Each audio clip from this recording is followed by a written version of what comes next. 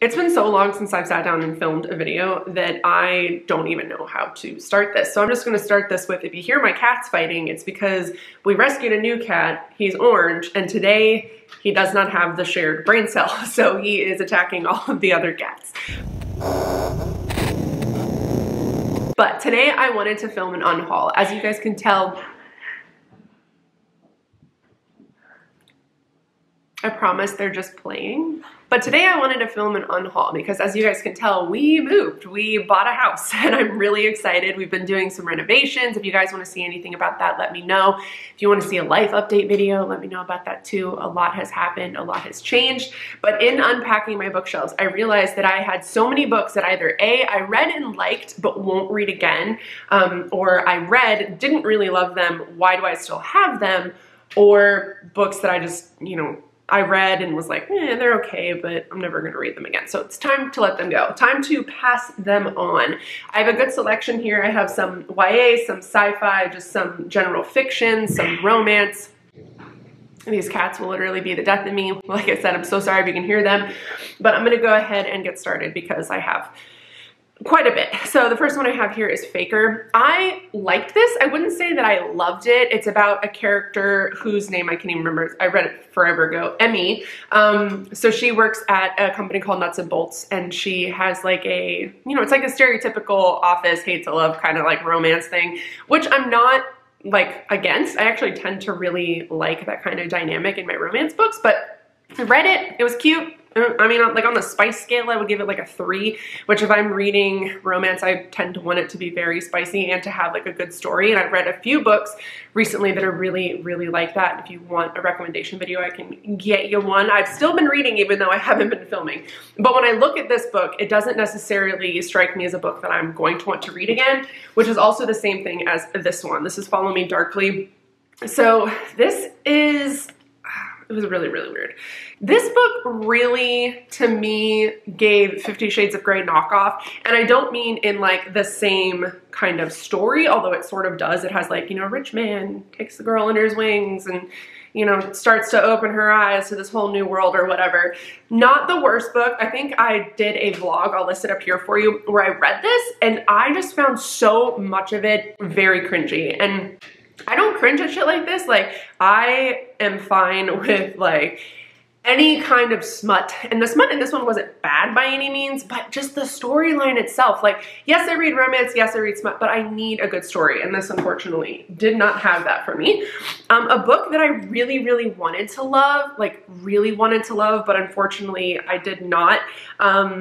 So I'm gonna go ahead and pass it along, is Juliet Takes a Breath. I think somebody else will really love this, and I feel like this is a book that somebody else really needs to read. It might be something that, somebody finds and is like, oh, it speaks to my soul. This didn't speak to me at all. It's about a lesbian who comes out. She lives in the Bronx. Her family is obviously not very accepting of that, so she goes to live with, or do like an internship with one of her favorite like authors. I think she's an author or painter, whatever. She's in the art scene. Things don't go necessarily how Juliet planned. They go better and worse than she expected. I just found this book very, like, the pacing wasn't slow by any means, but when reading it, I really had to force myself to keep wanting to read it. And that doesn't necessarily make it a bad book, but not a book that I'm ever going to read again. So that needs to go. So that's what I have for like the romance kind of section. The other books that I'm going to be getting rid of, we're going to be starting on, some sci-fi, and this one's probably going to be a very unpopular opinion. I hated this series. So I read, oh god, which one's the first one?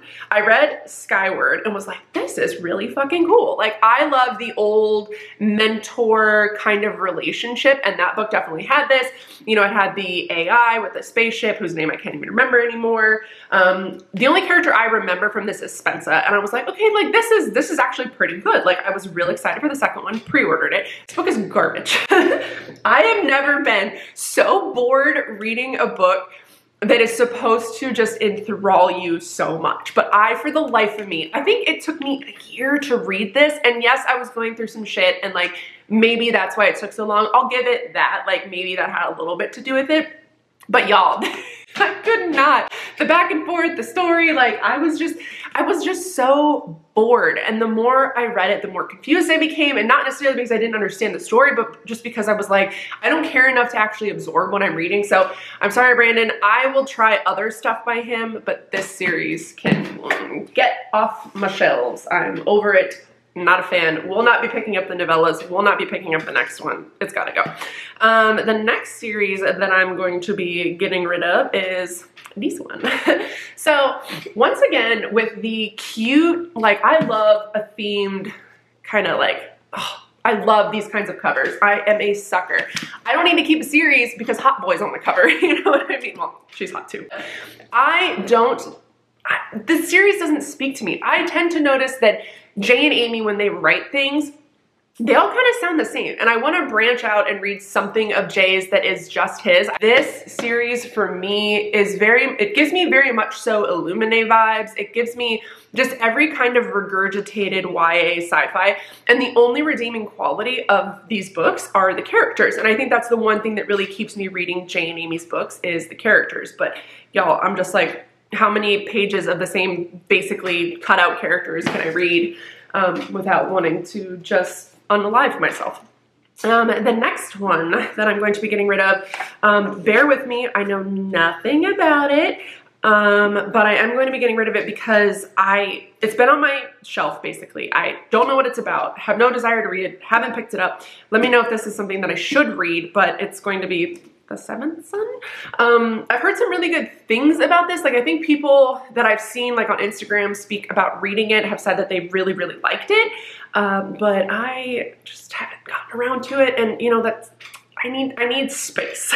My bookshelves are full. And then downstairs, my other bookshelf is full of like everything that I have from Orbit. Like that's my Orbit shelf, my publisher shelf.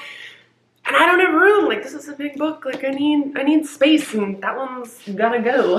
And the last book that I have here is one that I read that fucked me up. I mean, fucked me up. And I loved it, and it is fantastic. And the reason why I'm unhauling it is not because it's not a good book, but because I think somebody else should read it. If you haven't read this book, what are you doing? What are you sleeping on? But I don't need to read this again because one, messed me up so bad when I read it. It was brilliant, but it's not one of those books that I think I could really read again. It was like, I don't know. I think it was just, there are some books that you read that are an experience, and we always say, oh, I wish I could, you know, read it again for the first time and experience it for the first time. And this is one of those books, but it's also one of those books that kind of loses its magic after you've read it once. And some books you can reread and reread, and they still keep that same like kind of feel. This one, unfortunately, is not one of those, no matter how much I liked it.